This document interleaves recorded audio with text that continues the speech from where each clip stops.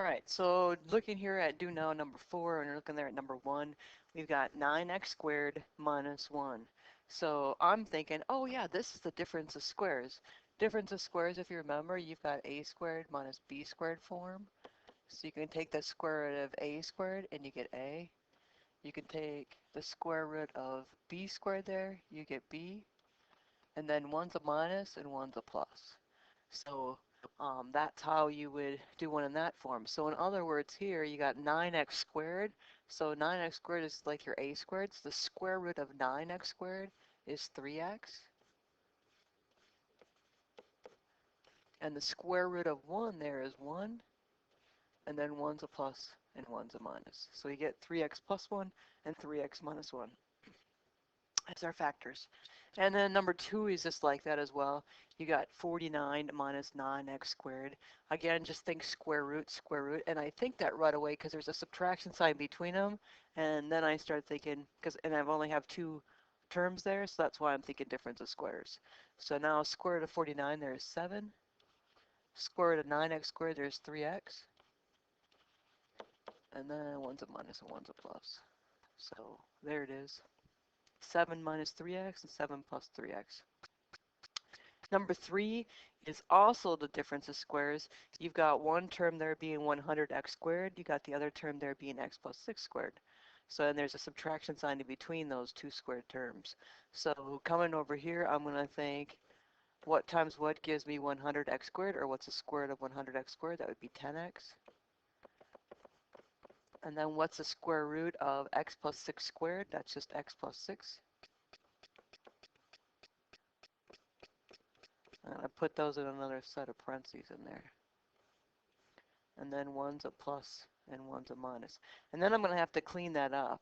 So that first one over there, all I've got is 10x plus, and I've got an x plus 6. It's a little messy. And then, so over there, I can just get rid of the parentheses because it's just adding. So 10x plus 1x there is 11x. And then I still have plus x, 6.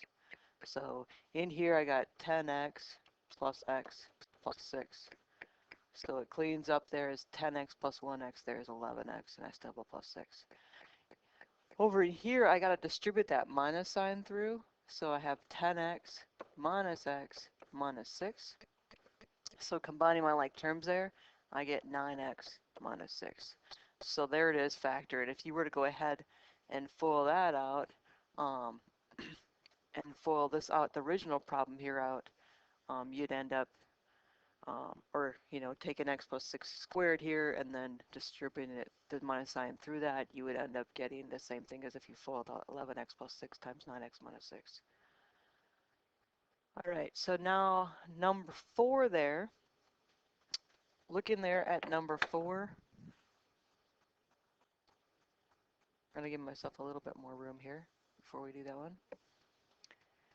That one there, I've got a plus sign in between it, so it's not the difference of squares.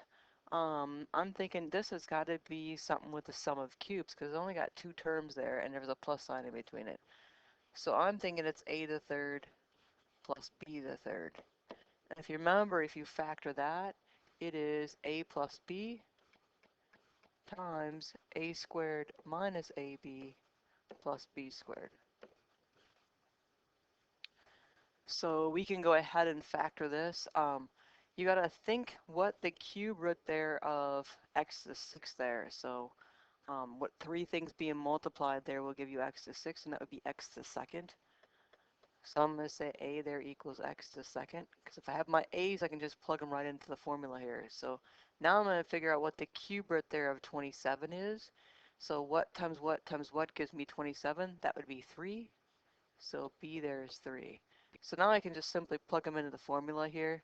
So where my a's there, I'm going to replace that with x squared. Where my b's there, I'm going to replace that with 3. So x squared, and I got to square that. X squared squared is x to the 4th. Minus, I'm supposed to take a times b there, so it's supposed to take x squared times 3 there, which will give me 3x squared. And then plus b squared, and b squared there is 3 squared, which is 9. So there it is, factored completely out as far as we can go.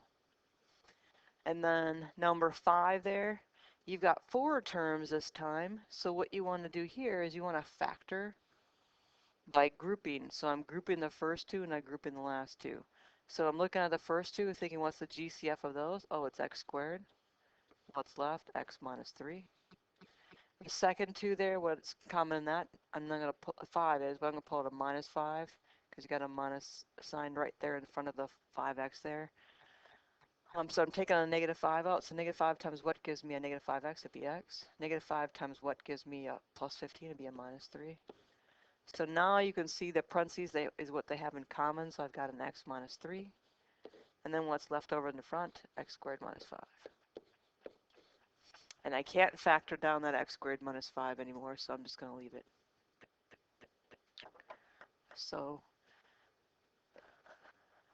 there you are with the do now.